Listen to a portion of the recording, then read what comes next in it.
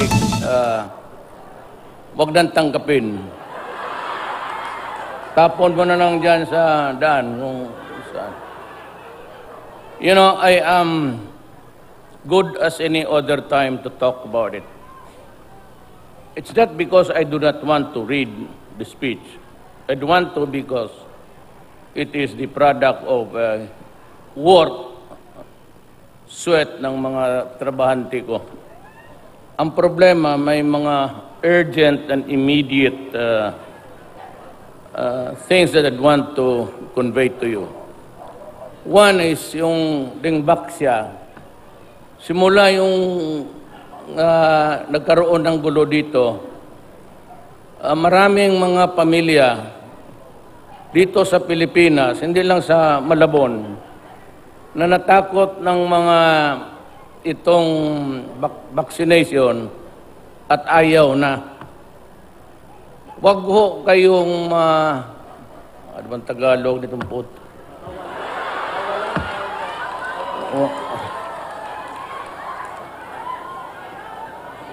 Do not be loud and be complacent about it kasi ang sanggol talaga kailangan. Yung Dingbaksya lang, kung ayaw ninyo, okay lang. But lahat ng anak ninyo, hindi naman tayo nagkulang sa bakuna, because it is good and it is for the health of the person. Nung maliit pa hanggang lumaki. Huwag lang ninyo haluan ng droga ang katawan ninyo kasi tapos talaga kayo. Na, you know, shabu shrinks the gray matter between the ears. Yung brain ninyo liliit. At pag liliit na yan, wala ka ng silbi sa what's the word for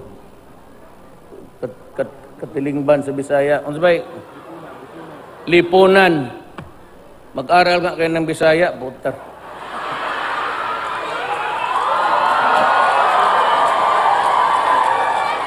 Well, the thing is, I said, it is a danger dito sa Pilipinas ngayon. And sa karami-rami kong problema, ang dito nag-number one sa urban areas, hindi pa naman dumating yung mga terorismo, itong droga, napakalawak po. And I'm telling you that if we are not able to control it, it will destroy our society. And we would not be able to preserve, you know, the long and short of my oath of office and everybody's else's dito sa nakaupo ngayon o nandito. Our job, sila mga sundalo, lahat, is to preserve the nation and protect the people. That's why we are fighting the rebellion. Because we would like to maintain isang bayan. And it will be so. And we will be ready to fight anybody. Ang isa ho dito, nung the vignettes of life. When I became mayor in 1988, 23 years po ako naging mayor ng Davao. Tuloy-tuloy po ako. Hindi ako nagyayabang. Just by way of telling you the narratives of my life in relation to drugs. Pati yung criminality. Sabi ko nung na-mayor ako, I will build a comfortable city for everybody. Do not destroy my city because I will kill you. And do not destroy our daughters and our sons. Kasi yan lang ho ang asset namin. Kaming wala masyadong SM, wala naman kaming mega mall, except that when we grow old, at hindi naman lahat mayaman, at ilan lang ng sweldo natin, yung retirement, even if it comes to millions, it would not be enough if after retirement at 60, 65, you continue to live and but by the time sickly. So, yung mga anak namin ang magpapakain sa amin ng lugaw. Yun ang mga anak namin ang magbili ng medisina. Yung mga anak namin ang magtatrapo sa amin kung wala na kaming mabaho na kami sa isang kanto sa kwarto at wala ng ligo at slowly decaying and deteriorating until you die. Ang mga anak namin ang magpunta sa punerarya at maghanap ng pera. Ang mga anak namin, mga putang ina kayo, sige lang, hanap ng pera para mailibing kami, utang pa yan. Ngayon, kung patayin ninyo ang mga anak namin, kayong mga durugista, kayong mga tumaba at yumaman, kayo ang magbigay sa amin ng pera, pensyon. Kung masira itong aming lipunan, sino ho ang magdudusa? Ang Pilipino. Kaya, sinabi ko huwag. Baski ilang araw ka na dyan, isang linggo, isang maabutan rin kita. Pagdating ng panahon sa harap ng Pilipino, ayan, karaming kamera. Putang ina mo, papatayin talaga kita.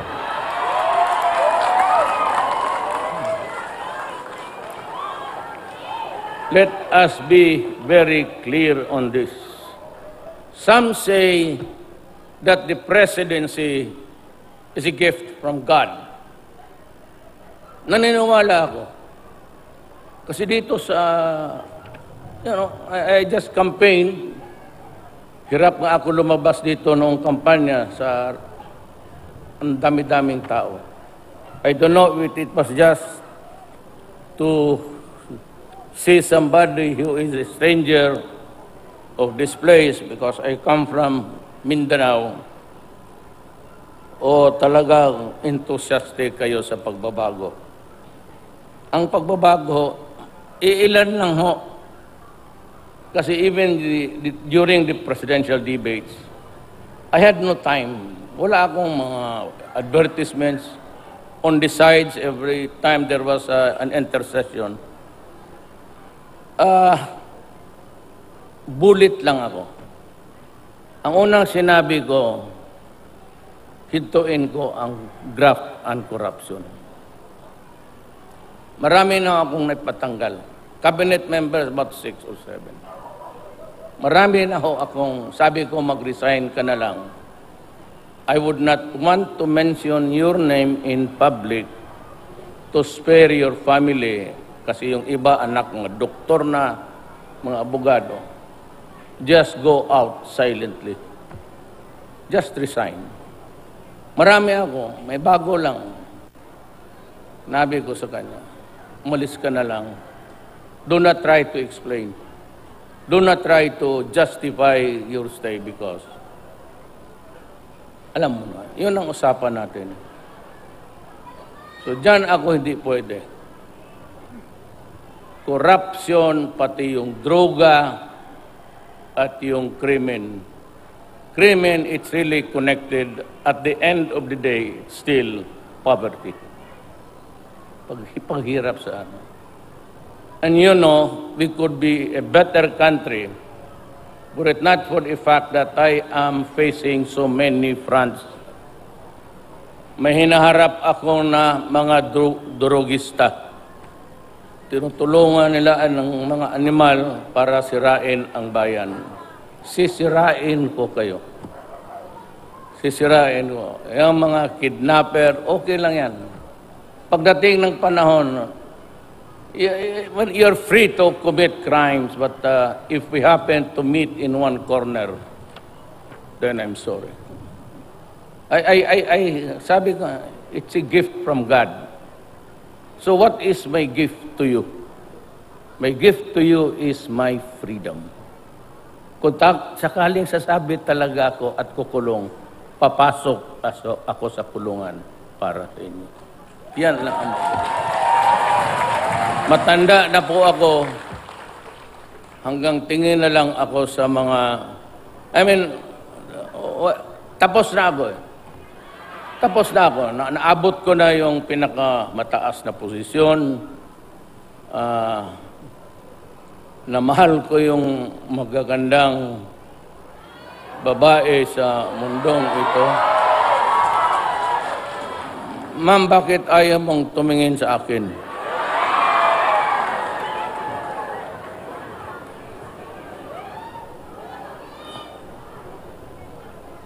At may gusto akong tignan, kaya lang ang mata ninyo nakatingin sa mata ko eh. Kaya ako pag tignan ko siya, baka may ang asawa niya katabi niya puta. Nadidisgrasya pa tayo. Yun lang naman, ibog, ano yan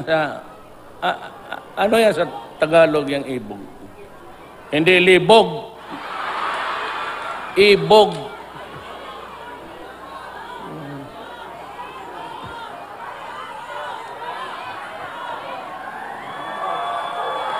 Yeah. Basta yung attracted ka sa beauty. Wala bang married couple dito yung sa dito muna tayo mag-umpisa sa nakatindig. Wala yung mga asawa ninyo?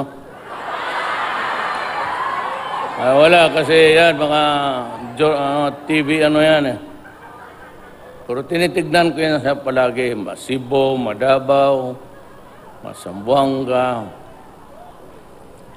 Ma'am, bastos ito tignan. Ayaw ng mga babae, yung mga women's, ayaw nila sa akin. Bastos daw talaga ako.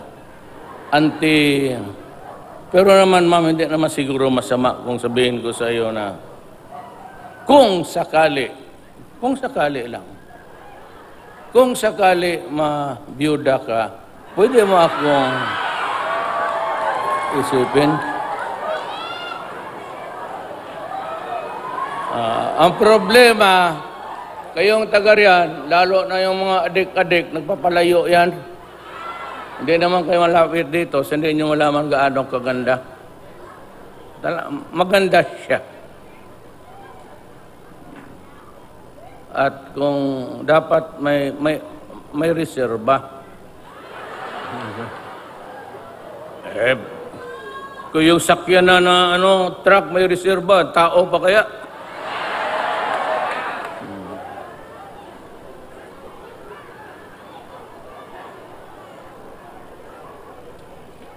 Your name is Attorney Atalia Leong, and you work on the office of the Solicitor General.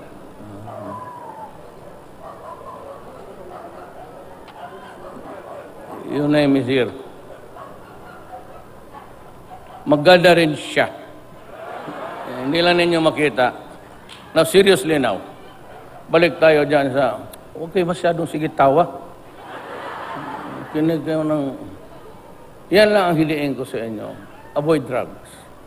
Avoid contaminating the youth. Hindi ko talaga matanggap.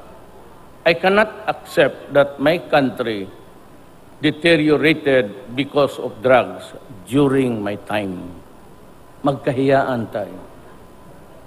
Kaya the best way is just to stop.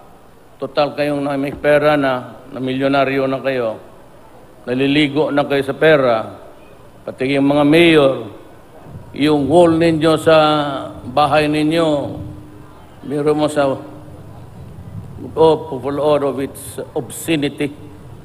Ang pera ng 500 ginawa ninyong wallpaper. Yung mga mayor, mga polis, patayan ngayon sa Bacolod. Deputy ang namatay. Mayor, barangay captain, hindi talaga tayo magkaintindihan dyan. Maniwala kayo.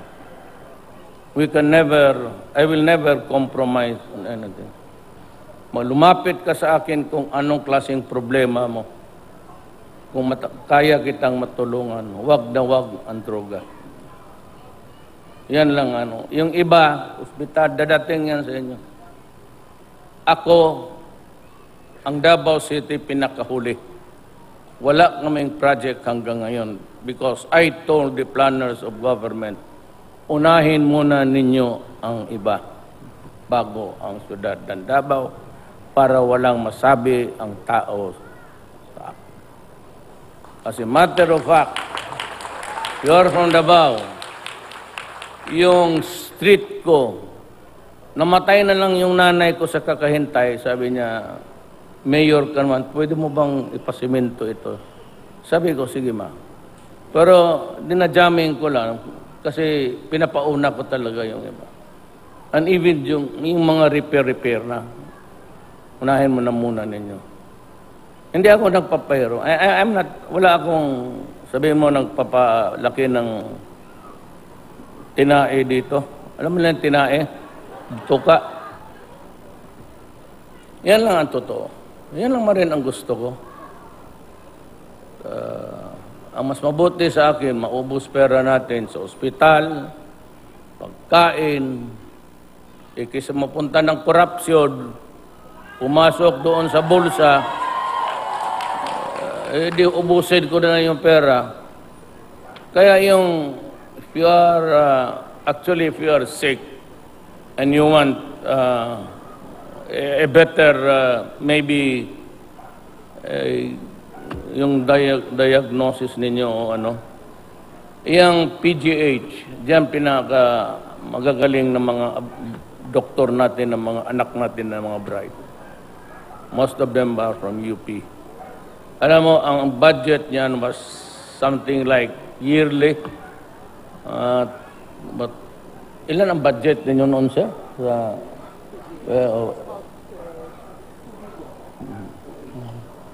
2 billion ko lang pa rin. So, ang sinabi ko sa kanila, yung 2 billion ninyo, dagdagan ko yan ng 100 million. Tapos na po. Pagkupo ko pa lang, kaya nandito ang pagod. I think General Pinili is here. General Pinili po ang may hawak ng pera sa sa President ng ano, sa PCSO rin. Contribute yan sila. I'm giving PGH, sabi ko 100 million a month. Pinabigay ko. Kaya kayo may mga cancer, kung ano-ano, pwede kayong pumunta doon. May pera para sa medisina. Kayong mga sundalo, I'm giving Viluna 50 million a month. Ang AAP, 50 million a month. Kaya nung nag-block ko yung isang general ninyo, pinatalsay ko. Sabi ko, no, do not ever fuck with the money for the soldiers. Kasi nagpapakamatayan sa bayan natin tapos ganunin ninyo. Wala kayong problema. Lahat prosthetics, it's all titanium. May priority kayo sa akin. Alam mo bakit? Alam mo bakit may priority sila? Alam mo bakit kung may dublado ang sweldo nila? Alam ninyo? O sabihin ko sa inyo. Pag sinabi ko kasi sa kanilang pumunta kayo doon, magpakamatay kayo, pupunta yan sila doon, magpakamatay. Kaya gano'n.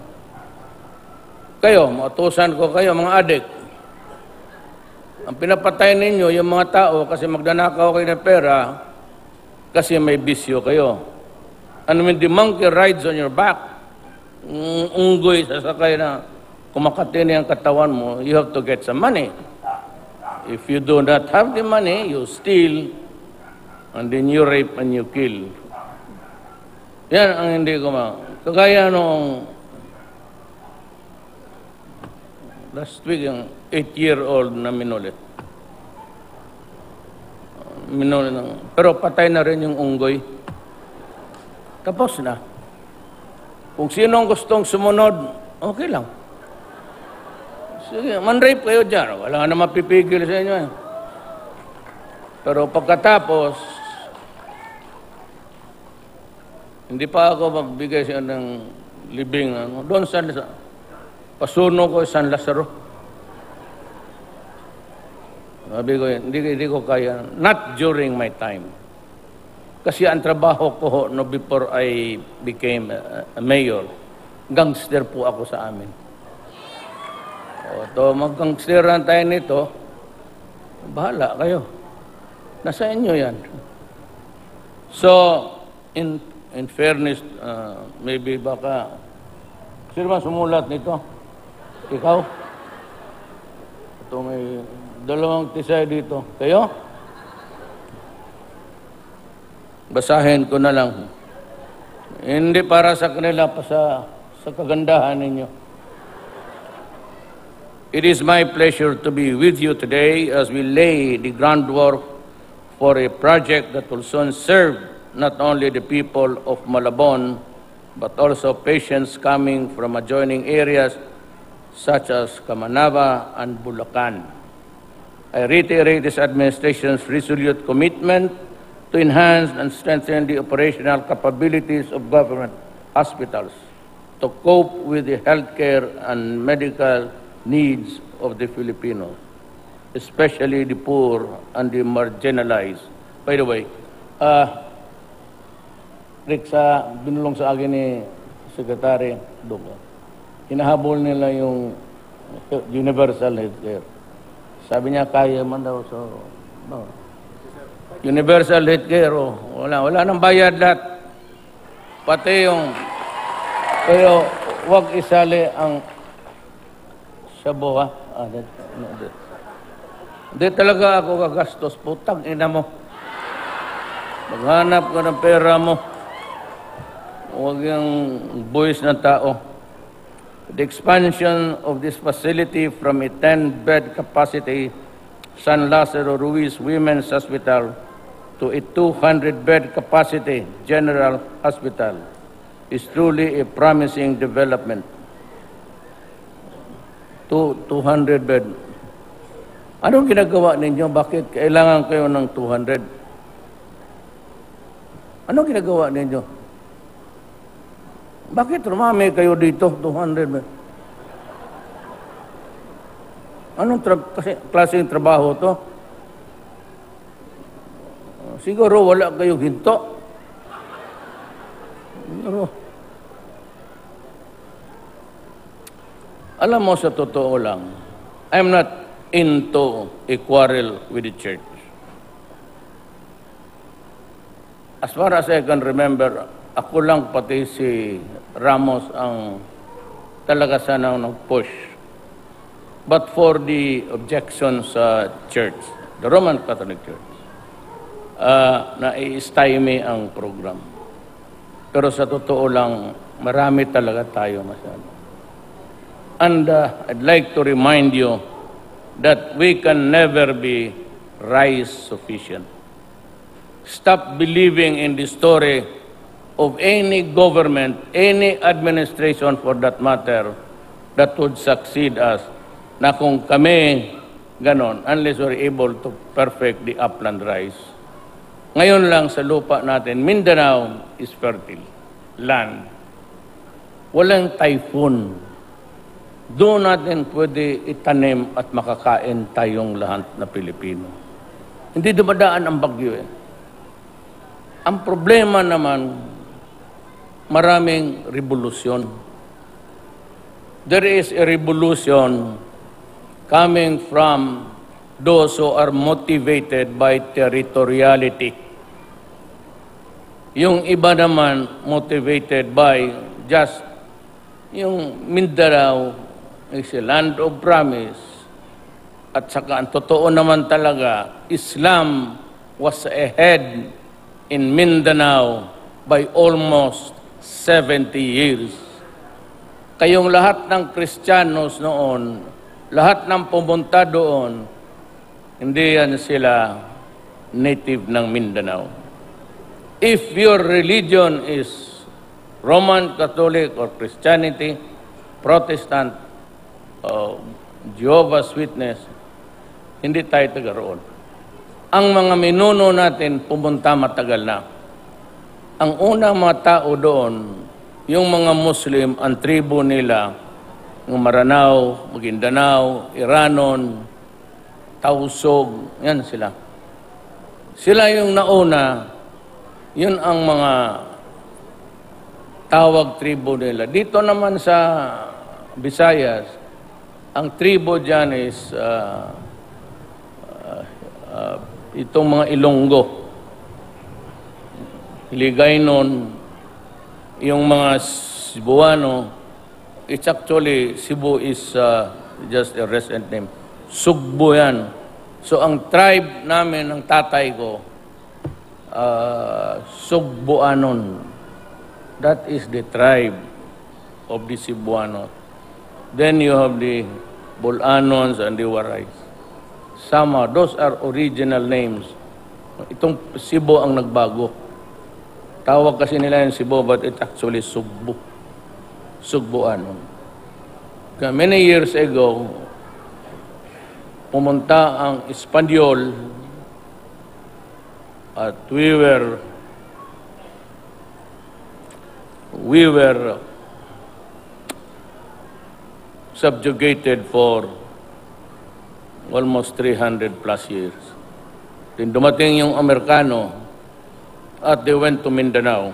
Ang Espanyol wala mismo. The farthest that they could get was yung itong Del Pilar na sa Zamboanga. Yun ang fort nila. But it was to stop the inroads of the Islam missionaries coming in. But they were never really successful. So, ang Amerikano subdivided Mindanao to yung mga homestead, mga cadastral lands, yun yan. But ang problema, ang mga plantation na malaki, 1,000 hectares, 1,000, itong kay Wallstrom, yung kay Kuwangko ngayon, is 1,006 hectares. They were distributed to the few Espanyol, pati mga Amerikano. Espanyol who stayed behind, ang tawag sa Insulares, who never went back to Spain. Tapos yung mga Amerikano. So, the Muslims, ayaw nila magtrabaho sa mga Kristiyanos. So, go to Mindanao because it is the land of promise. Ang nagbabaan, proximity-wise, Cebu, Bohol, Leyte, Waray, Samal, Ilonggo. Ilonggo came late, so they occupied what is now North Cotabato, the Jangas, and yung mga Maguindanao, dinilate ulit. Diyan nagalit ang mga Moro. Kaya yan. Some are territorial. Ang problema, pumasok ang influence ng ISIS ng Arab. Wala itong claim. Their only claim is that they go to heaven after killing infidels, which means to say, hindi Kristiyanos, pag nakapatay sila, they go to heaven, and the promise is 42 virgins naghintay sa kanila. Kung totoo yan, gusto ko na rin mauna. Kaya nandoon ako kahapon sa Leyte, sa Brazen.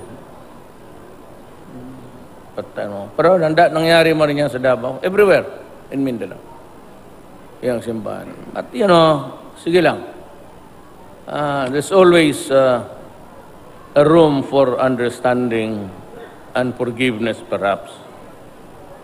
Pero there will always be a time of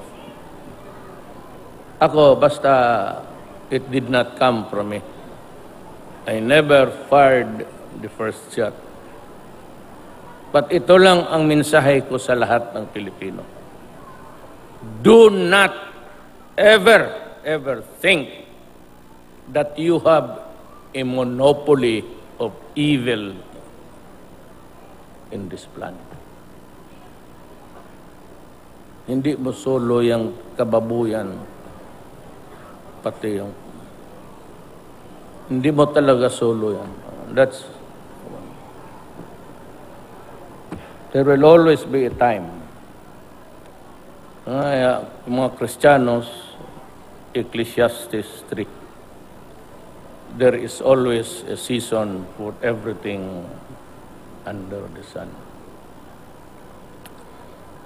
The valuable efforts of the people behind this initiative usually go a long way because thousands of Filipinos who are sick will benefit from it, particularly those who have less or no capacity to afford their medical expenses.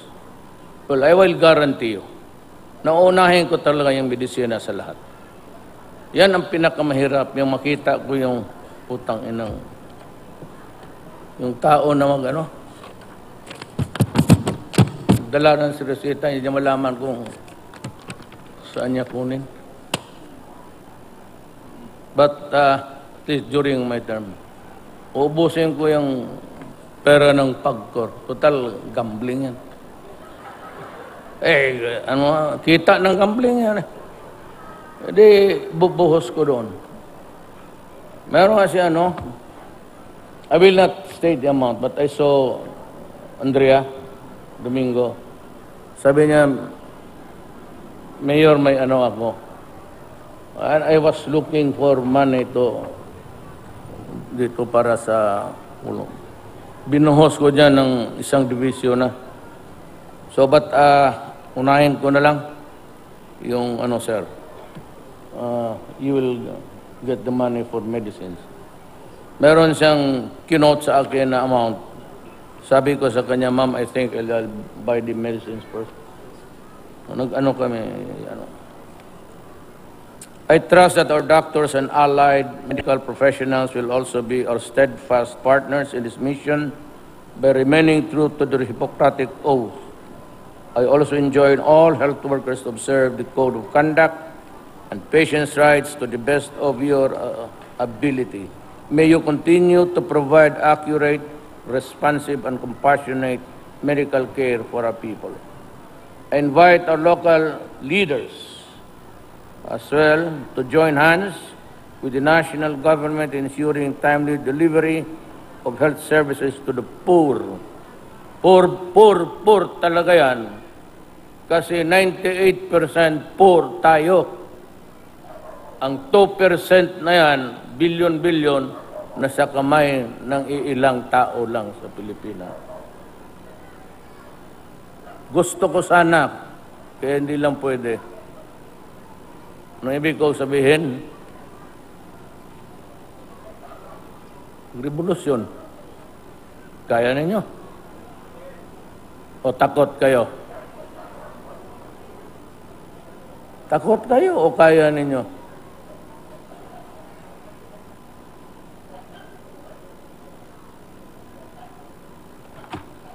Together, let us make the Philippines a better nation, a country that empowers citizens and a society that allows them to grow, prosper, and lead healthier and comfortable and productive life. Maraming salamat sa inyong lahat.